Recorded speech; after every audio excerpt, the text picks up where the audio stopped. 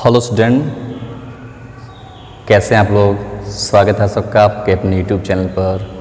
और मैं हूं आशीष त्रिपाठी और आज हम लोग पढ़ने वाले हैं फिजिक्स का एक नया टॉपिक। आज से हम लोग करंट इलेक्ट्रिसिटी स्टार्ट करने वाले हैं। अभी तक हमने इलेक्ट्रोस्टैटिक पढ़ा।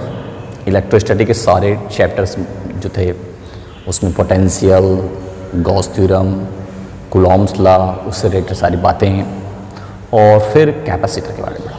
अब हम लोग आज से करंट इलेक्ट्रिसिटी पढ़ेंगे। तो करंट इलेक्ट्रिसिटी में पहला जो टॉपिक है, पहला रिलेशन है इलेक्ट्रिकल कंडक्शन यानी वैद्युत चालन। तो आज हम लोग वैद्युत चालन टॉपिक पढ़ेंगे, चैप्टर पढ़ेंगे। और इसमें हम लोग करंट क्या होती है, उसकी डिफिनेशन क्या होती है, वो कौन सी क्वांटिटीज़ है, फिर मेटालिक कंडक्टर में करंट कैसे फ्लो होता है, उसको समझाने के लिए कौन सा मॉडल है, उस मॉडल के बारे में पढ़ेंगे। ड्रिफ्ट वेलोसिटी, इसे हम लोग अनुगमन वेग कहते हैं, वो क्या होता है, रिलैक्सेशन टाइम क्या होता है, मीन फ्री पाथ क्या होता है, ये सारी टॉपिक्स का आज हम लोग इससे वीडियो के अंदर पढ़ेंगे। तो जल्दी से कॉपी पेन उठाइए, तैयार हो जाइए, चलते हैं। तो इस टॉपिक में, इस लेसन में हमारा पहला टॉपिक है current, electric current. Electric current, electric current I mean क्या, विद्युत धारा। विद्युत धारा किसे कहते हैं? तो बहुत से लोग जानते हैं विद्युत धारा किसे कहते हैं। तो आप इसे सिंपल भाषा में डिवाइड कर सकते हो, rate of flow of charge, flow of charge.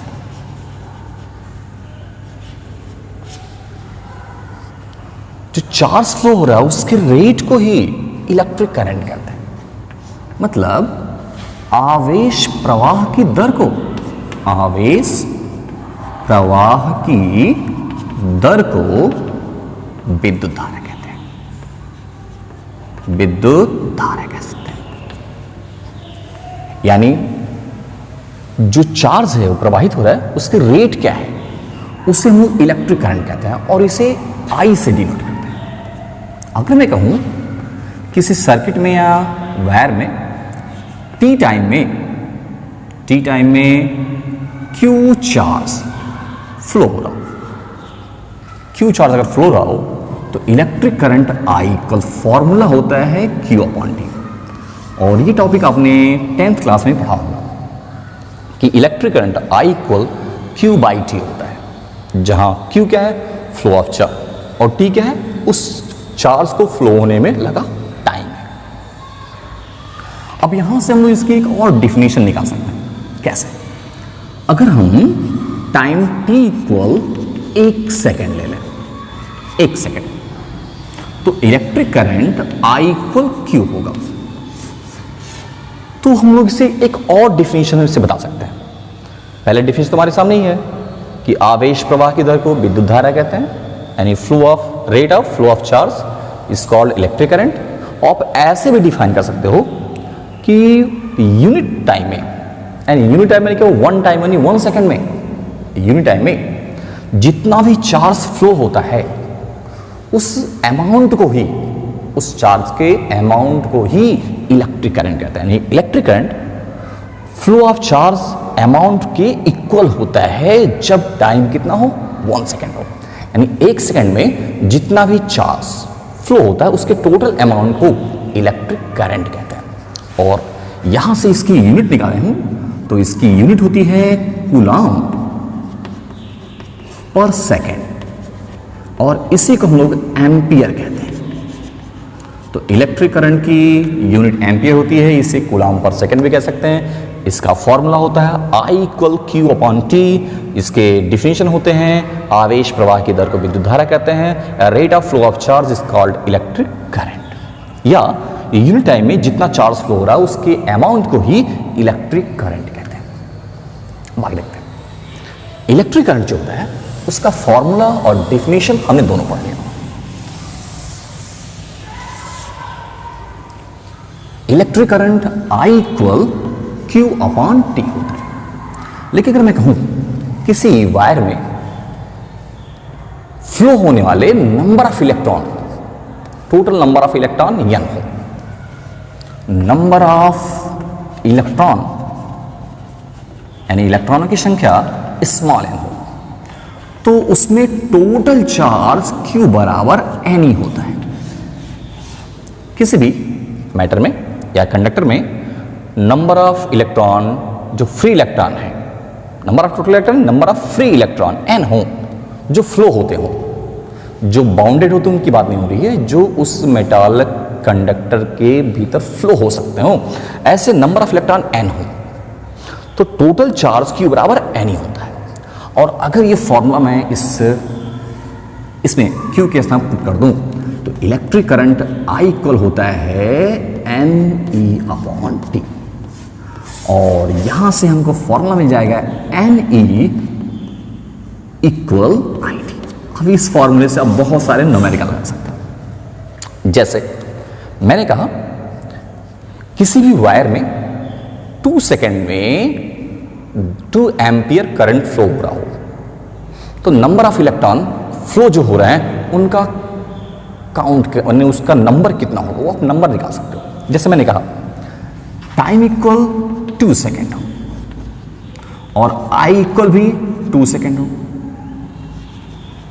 ऐसे 2 एम्पियर हो, तो नंबर ऑफ इलेक्ट्रॉन जो फ्लो हो रहा है उसको आप निकालना चाहोगे तो इसकी जगह में 2, यहां भी 2 और अपॉन E यानी 4/E होगा, और E की वैल्यू 1/6 × 10⁻19 कूलम्ब होता है, और ये इलेक्ट्रॉन के चार्ज या प्रोटॉन के चार्ज का मैग्नीट्यूड है। अब ये वैल्यू आप इसमें पुट करके इसकी वैल्यू निकाल सकते हो। अब आप इसकी वैल्यू पुट करोगे तो n इक्वल 4/1.6 × 10⁻19, इसको सॉल्व करके आप नंबर ऑफ इलेक्ट्रॉन निकाल सकते हो। अब सॉल्व करेंगे तो अगर मैं यहाँ 4 ना हो 1 हो तो इसको सॉल्व करने पर मिलेगा 6.25 × 10⁻18 × 4।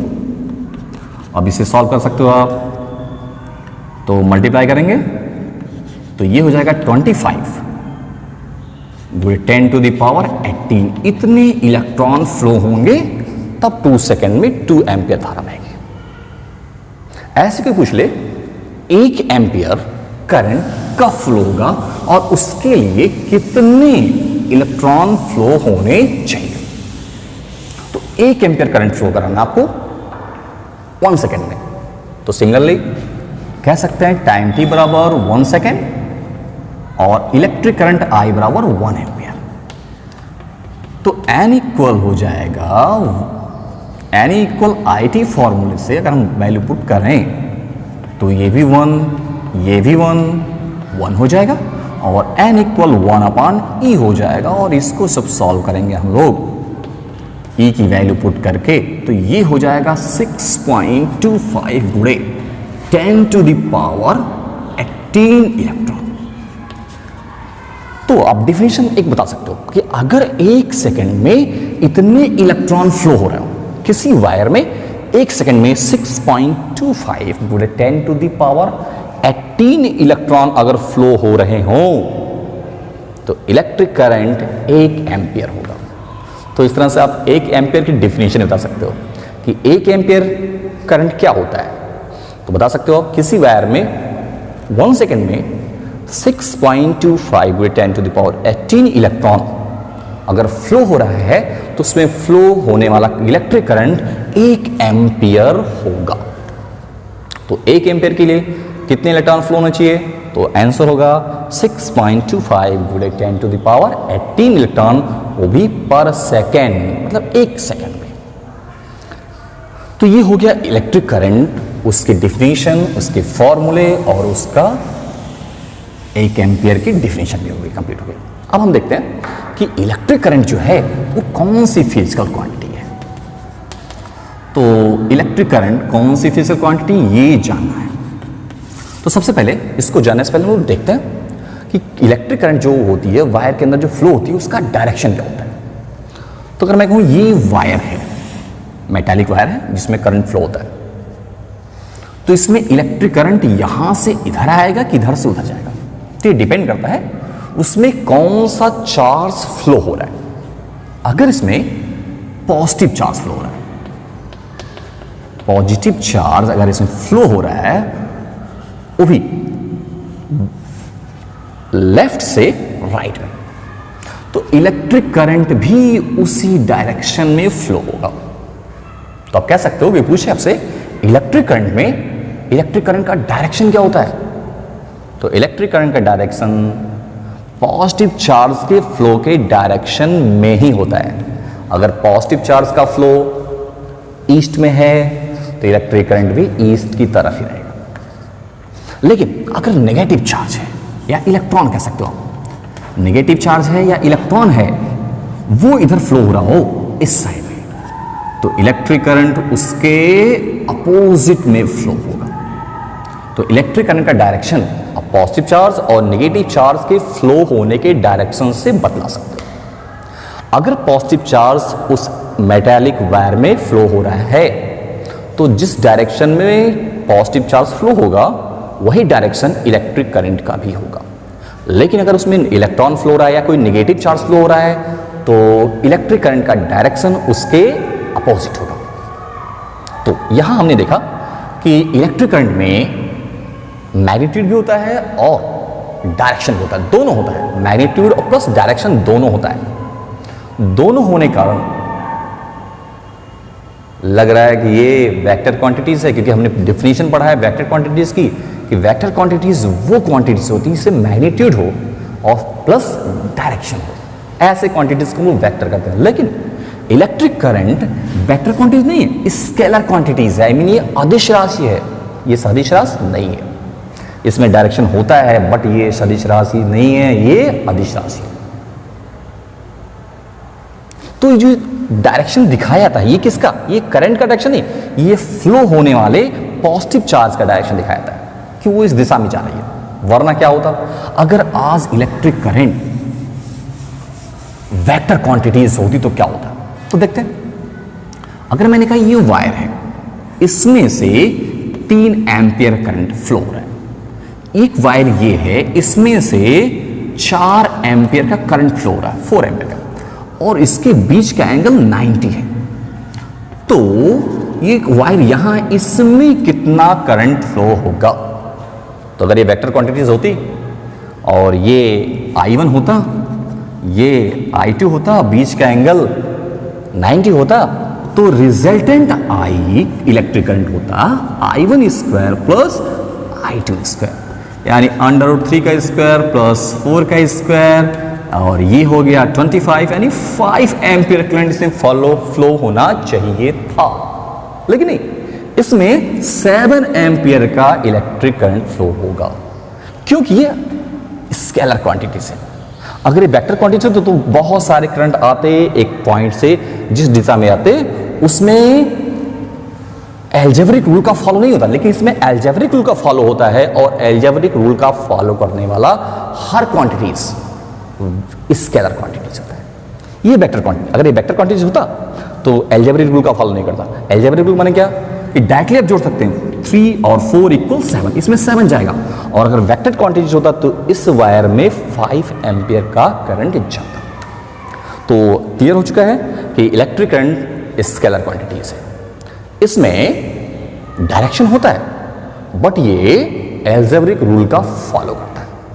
अब अगर मान लीजिए आपका तार ऐसे है, इलेक्ट्रिक वायर ऐसे है, इसमें 2 एम्पियर करंट फ्लो रहा, अगर किसी ने कहा नहीं मैं इसे ऐसे से मोड़ दूंगा, ऐसा गांठ बांध दूं, तो इसमें कितना करंट फ्लो होगा। तो ऐसा नहीं है कि इसमें सीधा है तो 2 घुमा दिया तो 5, ऐसा कुछ नहीं, तब भी इसमें 2 एम्पियर का ही करंट फ्लो होगा। यानी घुमा देने से, तार को मोड़ देने से, सीधा कर देने से ये नहीं है कि इसमें करंट का फ्लो कुछ बढ़ जाए कुछ घट जाएगा, डायरेक्शन चलेगा, करंट हमेशा 2 एम्पियर का ही होगा।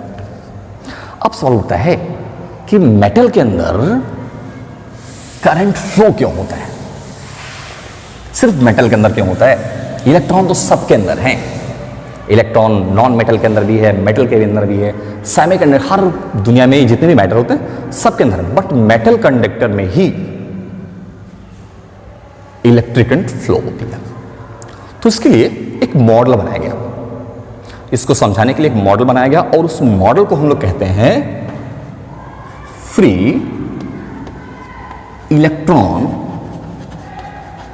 मॉडल। अभी फ्री इलेक्ट्रॉन मॉडल है क्या? तो बताएंगे क्या कि मेटालिक कंडक्टर होते हैं, मेटालिक जितने पदार्थ होते हैं, मैटर होते हैं, उसमें ही करंट क्यों फ्लो होता है, नॉन मेटालिक में करंट फ्लो क्यों नहीं होता, जबकि इलेक्ट्रॉन तो सबके अंदर है। तो इसको समझाने के लिए हमारे पास एक मॉडल है जिसको हम कहते हैं फ्री इलेक्ट्रॉन मॉडल। अब ये फ्री इलेक्ट्रॉन मॉडल होता क्या है, कैसे हम लोग इसे समझा सकते हैं कि नॉन मेटालिक में करंट फ्लो क्यों नहीं होती है और मेटालिक कंडक्टर में करंट फ्लो कैसे होती है, तो समझते हैं। तो ये फ्री इलेक्ट्रॉन मॉडल जो है, आप इसे गैस मॉडल कह सकते हो। अब मैंने बोला ये गैस मॉडल है, नहीं, ये गैस मॉडल जैसा है। Free electron model gas model जैसा होता है। अब गैस मॉडल क्या है, तो आपने गैस के बारे में पढ़ा होगा कि गैस जो होते हैं उसके पार्टिकल्स पूरे वॉल्यूम के अंदर फ्री होकर मूव करते रहते हैं बिना किसी फोर्स के, मतलब किसी फोर्स के अंतर्गत नहीं, फ्री होकर, उन पर कोई फोर्स नहीं लगता और वो फ्री घूमते रहते हैं और इस दौरान वो एक दूसरे से टकराते भी रहते हैं, कॉलिजन भी करते हैं और टकराने के पश्चात उनके डायरेक्शन, उनके वेलोसिटी सब कुछ चेंज होती रहती है और सबकी वेलोसिटी अलग अलग होती है। ऐसे ही होता है फ्री इलेक्ट्रॉन मॉडल। तो फ्री इलेक्ट्रॉन मॉडल में पहले हम लोग समझेंगे फ्री इलेक्ट्रॉन क्या होता है। तो जितने भी मेटल होते हैं उसमें जो ऑर्बिटल होते हैं, कह सकते हैं जो ऑर्बिट है उसके सर्कुलर ऑर्बिट, वो बहुत ज्यादा होते हैं। तो जो सबसे आउटर सर्कल है इसके जो इलेक्ट्रॉन होते हैं वो लो अट्रैक्शन फोर्स से बंधे होते हैं और इसलिए ये इलेक्ट्रॉन इस सर्कुलर ऑर्बिटल को छोड़कर बाहर निकल जाते हैं और पूरे मेटल के अंदर फ्री होकर घूमने लगते हैं और ऐसे इलेक्ट्रॉन को फ्री इलेक्ट्रॉन कहते हैं। और जो इलेक्ट्रॉन इस सर्कुलर ऑर्बिटल में घूमता रहता है, चक्कर लगाता रहता है, रोटेट करता है, उसे बाउंडेड इलेक्ट्रॉन कहते हैं। तो इलेक्ट्रॉन टू कैटेगरी हो गए, जो इस सर्कुलर ऑर्बिटल में वृत्तीय कक्षाओं में घूमते हैं उसे बाउंडेड इलेक्ट्रॉन या कक्षीय इलेक्ट्रॉन कहते हैं या ऑर्बिटल इलेक्ट्रॉन कहते हैं, और जो इस ऑर्बिटल को छोड़ के बाहर निकल जाता है और पूरे मेटल के अंदर फ्री होकर घूमता है उसे हम लोग मुक्त इलेक्ट्रॉन कहते हैं या फ्री इलेक्ट्रॉन कहते हैं। ये फ्री इलेक्ट्रॉन मेटल में पाए जाते हैं और नॉन मेटल में कम पाए जाते हैं। और मेटल में ज्यादा पाए जाने से ये आसानी से फ्लो हो सकते हैं और इलेक्ट्रॉन अगर फ्लो होता है तो कह सकते हैं वो चार्ज फ्लो हो सकता है, यानी इलेक्ट्रॉन फ्री इलेक्ट्रॉन जो होते हैं वो चार्ज कैरियर का काम करते हैं, but bounded electron charge carrier काम नहीं करता। तो इलेक्ट्रॉन फ्लो होते हैं, आसानी से फ्लो हो सकते हैं मेटल के भीतर क्योंकि उसमें फ्री इलेक्ट्रॉन पाते हैं और फ्री इलेक्ट्रॉन कहीं भी आसानी से मूव कर सकते हैं। इसीलिए मेटल के भीतर इलेक्ट्रॉन के आसानी से फ्लो होने का, इजीली फ्लो होने के कारण करंट बिल्कुल इजीली फ्लो होती है और नॉन मेटल में ये फ्री इलेक्ट्रॉन बिल्कुल नहीं पाए जाते हैं, इसीलिए उसमें इलेक्ट्रॉन इजीली फ्लो नहीं होती है। लेकिन हमको मॉडल पढ़ना है, हम तो फ्री इलेक्ट्रॉन पढ़ चुके हैं और फ्री इलेक्ट्रॉन के बाद मॉडल देखते हैं फ्री इलेक्ट्रॉन मॉडल है क्या। तो मैंने बताया कि जैसे गैस मॉडल होता है ऐसे ही फ्री इलेक्ट्रॉन मॉडल होता है। तो गैस मॉडल में क्या होता है कि अगर हम किसी गैस को किसी पॉट के अंदर रखते हैं तो उसके जो पार्टिकल्स होते हैं वो पूरे गैस में इधर उधर मूव करते रहते हैं और इनमें कोई अट्रैक्शन फोर्स है, कोई फोर्स काम नहीं करता, ये फ्री को घूमते रहते हैं। सेम ऐसे कि मेटालिक कंडक्टर में, मेटालिक एक कंडक्टर आपका है और ये गैस, इसमें फ्री इलेक्ट्रॉन होता है और ये फ्री इलेक्ट्रॉन भी इधर कोई इधर फ्री को घूम रहा है, इस पर कोई लगाम नहीं है, ये अटरंडम घूम सकते हैं, जहां मन कहे इनका घूमते रहते हैं और इन्हीं को फ्री इलेक्ट्रॉन कहते हैं। अब जैसे गैस का मॉलिक्यूल अटरंडम घूमते हुए रहता है तो किसी की वेलोसिटी कुछ है नहीं, सबकी वेलोसिटी अलग होती है। ऐसे इसमें जो आपकी फ्री इलेक्ट्रॉन है कंडक्टर में उसकी भी वेलोसिटी अलग अलग होती है। अब ये मूव करते करते कोई इलेक्ट्रॉन पार्टिकल्स यहाँ आ रहा है, कोई पार्टिकल्स इधर से इधर जा रहा है, मूव करते करते एक दूसरे के नज़दीक आते हैं। और जैसे ये दोनों एक दूसरे के बहुत नज़दीक आते हैं, अचानक इसमें रिपल्सन फोर्स लगता है। कहाँ? यहाँ पर, क्योंकि ये भी इलेक्ट्रॉन है, नेगेटिव चार्ज है। ये मान लो इलेक्ट्रॉन इधर आ रहा है, ये वाला इलेक्ट्रॉन समझो आप इधर जा रहा है, दोनों दूर दूर है, अभी दूर है। तो ऐसे कंडीशन में इनमें कोई फोर्स लगेगा, लेकिन जब ये बहुत नज़दीक आ जाएंगे, बिल्कुल पास आ जाएंगे, तो ये भी नेगेटिव चार्ज है और ये भी नेगेटिव चार्ज, दोनों के बीच में रिपल्सन फोर्स लगेगा। और उस रिपल्सन फोर्स के कारण इनका जो डायरेक्शन है और जो वेलोसिटी वो अचानक चेंज हो जाएगी। वो इधर निकल जाएगा, कोई इधर निकल जाएंगे, उनके डायरेक्शन बदल जाएंगे, उनके वेलोसिटी भी बदल जाएंगे। और इस इंसिडेंट को हम लोग कॉलिजन कहते हैं, यानी टक्कर कहते हैं। तो जिस तरह गैस में पार्टिकल्स एक दूसरे से टकराते रहते हैं, ऐसे कंडक्टर में भी फ्री इलेक्ट्रॉन एक दूसरे से टकराते रहते हैं। और टक्कर के पश्चात, कॉलिजन के पश्चात उनके वेलोसिटी का मैग्नीट्यूड, उनके डायरेक्शन सब बदल जाते हैं। अब मैंने कहा कि ये कोई इलेक्ट्रॉन है और एक फ्री इलेक्ट्रॉन यहां, एक फ्री, ये फ्री इलेक्ट्रॉन गया, इससे टकराया और कॉलिजन किया। उससे टकराने के पश्चात वो फिर इधर चलाया, इससे टकराया। तो एक कॉलिजन यहां हुआ, एक कॉलिजन यहां हुआ। इस कॉलिजन के जस्ट बाद कॉलिजन ये है, तो यहां से यहां तक, यानी एक कॉलिजन के जस्ट बाद अगले कॉलिजन के लिए वो इलेक्ट्रॉन जितनी डिस्टेंस तय करता है, उस डिस्टेंस को हम लोग कहते हैं फ्री मीन पाथ। हिंदी में कह सकते हैं इसे माध्य मुक्त पथ। तो फ्री मीन पाथ क्या होता है, तो बताएंगे क्या? एक इलेक्ट्रॉन एक कॉलिजन के पश्चात दूसरे कॉलिजन के लिए जितना डिस्टेंस तय करता है, उस डिस्टेंस को ही हम लोग फ्री मीन पाथ कहते हैं। और इस कॉलिजन में जो टाइम लगता है, मीन टाइम, जो माध्य टाइम समय लगता है, मीन टाइम लगता है, उसे हम लोग रिलैक्सेशन टाइम कहते हैं। उसे हम लोग रिलैक्सेशन टाइम कहते हैं। हिंदी में से बोलते हैं श्रांति काल, श्रांति काल कहते हैं। तो कोई पूछे रिलैक्सेशन टाइम क्या होता है? एक कॉलिजन से दूसरे कॉलिजन तक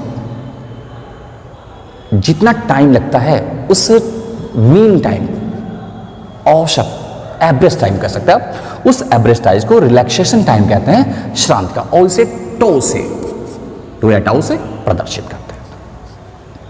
तो फ्री मीन पाथ क्या है? एक कॉलिजन से दूसरे कॉलिजन के दौरान जितनी डिस्टेंस तय होती है उसे फ्री मीन पाथ कहते हैं, और उसमें जितना एवरेज टाइम लगता है उसे रिलैक्सेशन टाइम कहते हैं।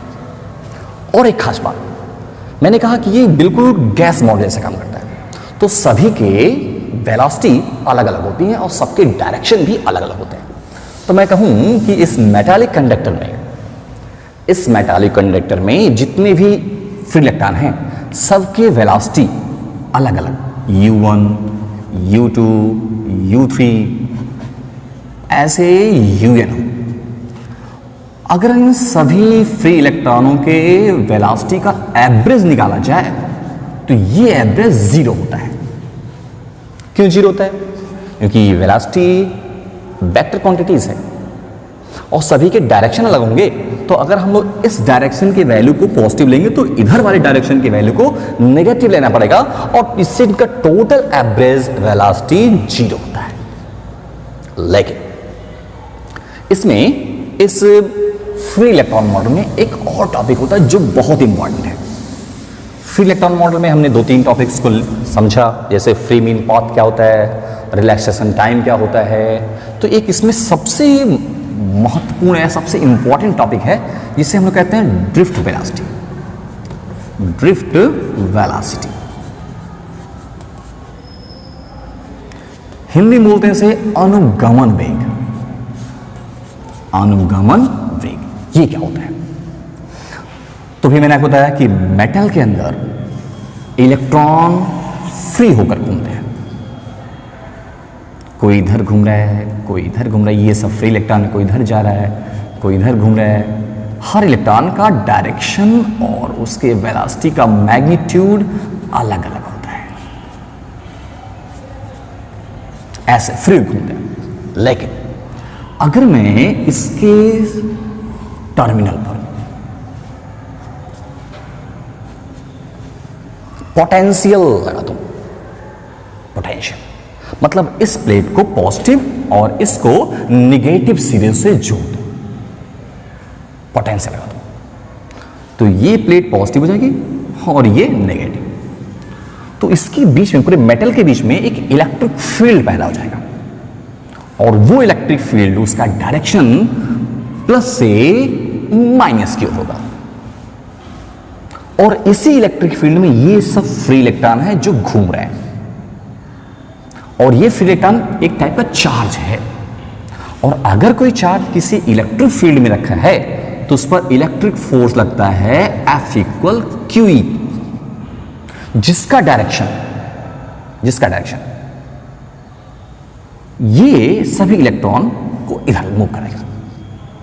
तो अगर एक पॉजिटिव चार्ज होते तो इसका डायरेक्शन इधर होता है, नेगेटिव में तो इसका, तो सभी इलेक्ट्रॉन जो इधर उधर मूव कर रहे हैं अलग डायरेक्शन में, वो सब मुड़ करके केवल एक डायरेक्शन में घूम जाएंगे। वो भी कौन सा डायरेक्शन है? जो टर्मिनल पॉजिटिव होगा, और सब घूम जाएंगे इधर। और जब घूम जाएंगे सबकी दिशा चेंज हो जाएगी, तो चूंकि इस पर फोर्स लग रहा है, सभी इलेक्ट्रॉनों पर फोर्स लग रहा है, तो इसमें एक्सीलरेशन पैदा होगा। एक्सीलरेशन पैदा होगा तो इसकी वेलोसिटी इंक्रीज होगी।